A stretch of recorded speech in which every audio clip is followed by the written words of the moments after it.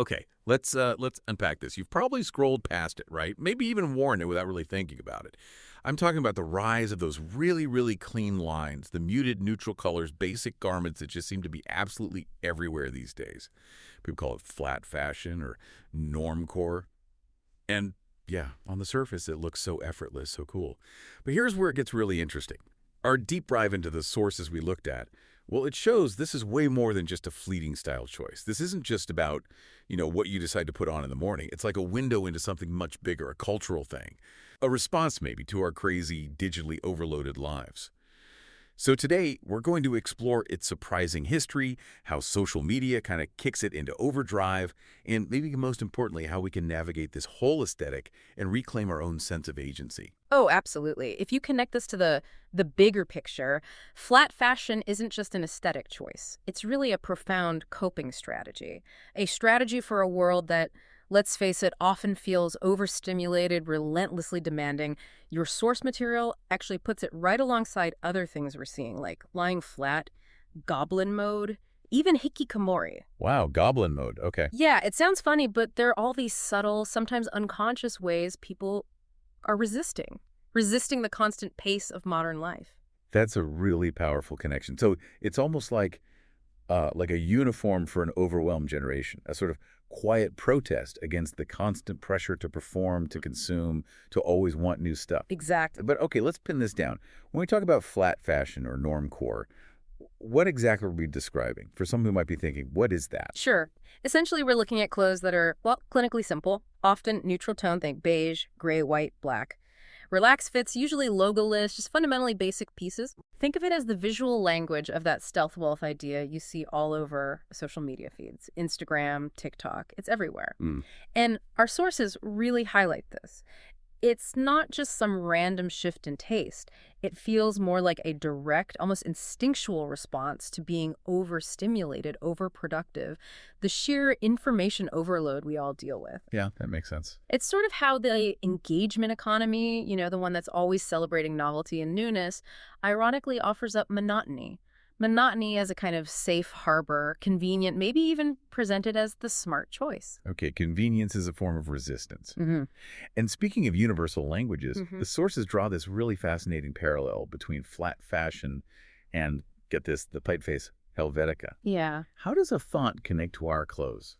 That seems like a jump. It's actually a brilliant analogy when you think about it. Just like Helvetica came along and standardized graphic design back in the 80s, providing this clear, accessible framework that basically taught the world a kind of universal visual language. Right. Clean, legible. Exactly. Flat fashion does something pretty similar for clothing. It's clean lines, it's versatile shapes. They've sort of educated the masses, you could say, on dressing with a certain coherence. It's embedded a kind of universal grammar of fashion. Okay, I see that. A common language. And this is where it gets a bit more complicated. The source material warns that this apparent accessibility, this ease, it can actually mask something a bit coercive. Coercive, that's a strong word. Especially for something that looks so simple, so freeing almost. Yeah. So you're saying it's not just that we happen to like minimalist styles, but that the platforms we use, Instagram, TikTok, they're actually engineering this trend somehow.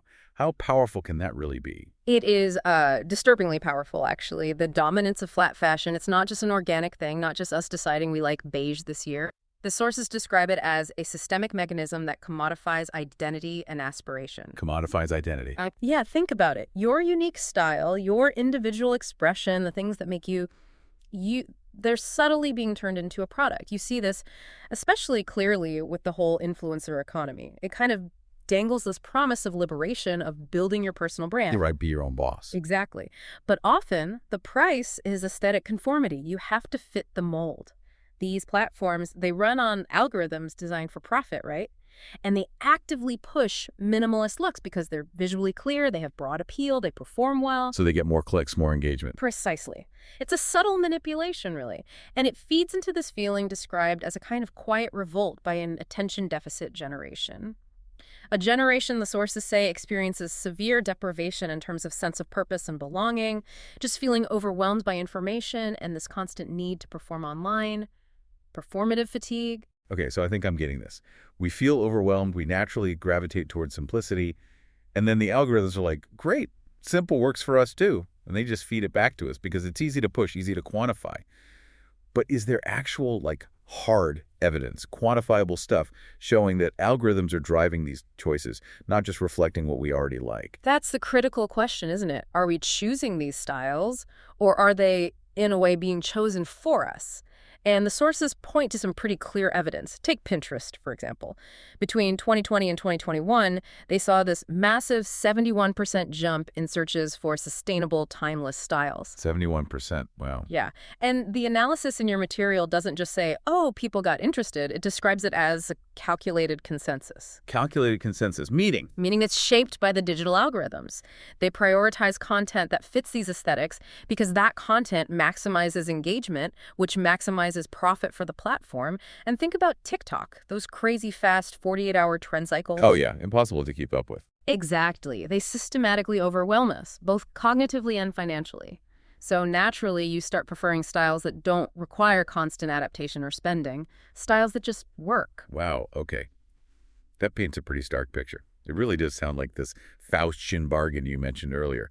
We trade our unique personal style, a piece of our authenticity maybe, for algorithmic favor, for the chance of going viral. That's exactly the dynamic, and the research backs this up. There was a social media fashion report in 2024. It found that 68% of Instagram users admitted they adopt minimalist aesthetics specifically to align better with what the algorithm seems to prefer. 68%. Just for the algorithm. Just for the algorithm.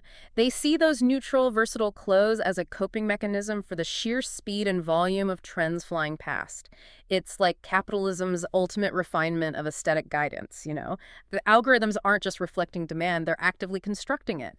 They're designing our preferences because simple, neutral images consistently get more clicks, more views. And the influencers amplify that. Right. They absolutely amplify it. Dangling that promise of liberation from, a 9 to 5 while demanding you stick to the approved look. And it's telling 73% of minimalist fashion followers acknowledge they adopted the style partly through imitation. It confirms this pursuit of virality really is a kind of bargain. Gain visibility, but sacrifice some stylistic autonomy. Even the big fast fashion players like Zara, they play a role. They take the more radical edges off minimalism and just turn it into this easily reproducible corporate template. Okay, so this whole minimalism thing, it's not brand new, Mm-hmm. obviously. But how did we get from those early, almost rebellious moments you mentioned, Chanel Luz, to today's kind of algorithmic conformity? What's the historical path here? Right, it's a long journey. Minimalism's roots go back over a century, way before anyone dreamed of social media. You could argue it really started gaining steam with people like Adolf Loos. His 1908 manifesto, Ornament and Crime, was pretty provocative. He basically equated decoration with being culturally backward, arguing for clean, functional design as a sign of progress. Ornament is crime, strong words. Very. Then you have Coco Chanel's Little Black Dress in 1926, absolutely revolutionary, a huge departure from all that fussy, restrictive Victorian stuff. It became the template for modern, bourgeois elegance. And this thread continues through the 20th century. Think André Courreges in the 60s, his space-age A-line dresses. Very cool. Yeah. And Yves Saint Laurent's Le Smoking Suit. That fundamentally changed women's evening wear. Sharp, simple, powerful. These were all key moments where minimalism, bit by bit, got woven into fashion's bigger system of capital growth. Which brings us to a really interesting point in the story of the Japanese avant-garde. The sources say they kind of threw a wrench in the works, briefly derailing mainstream minimalism with some really radical ideas. Can you unpack that? How did they shake things up, and how did we eventually get back to this more commercially friendly version we see now? Yeah, that disruption is fascinating. In the 1980s, you had these incredible designers, Rei Kawakubo of Comme des Garçons, Yohji Yamamoto, Issey Miyake, explode onto the world stage. And they weren't just simplifying, they were fundamentally challenging Western ideas of beauty. Deconstructed designs, bold asymmetry, Miyake's revolutionary pleated fabrics. The please stuff? Exactly. Imagine runway shows with clothes that look deliberately distressed, unfinished, layered in ways that just completely redefined beauty. They embraced wabi-sabi aesthetics, that Japanese philosophy celebrating imperfection, impermanence, natural simplicity. It was a deep philosophical rejection of Western perfectionism. They opened up totally new avenues for minimalist expression, really pushed the envelope. But it didn't stick in that radical form. Yeah. Well, not entirely in the mainstream. As you said, by the 1990s, other designers, figures like Jill Sander, Helmut Lang, they skillfully translated these really innovative, often quite challenging ideas into something much more, commercially viable, more palatable for a wider audience. They created this kind of quiet luxury aesthetic. Still minimalist, yes, but designed for broader consumption. They subtly smoothed out the rough edges, turning that raw exploration into profitable, wearable conformity.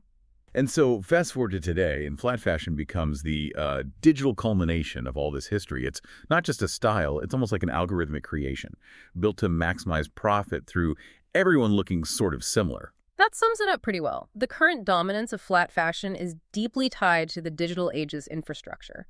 It's kind of like how Helvetica spread like wildfire with digital publishing in the 80s, right? It standardized design literacy worldwide.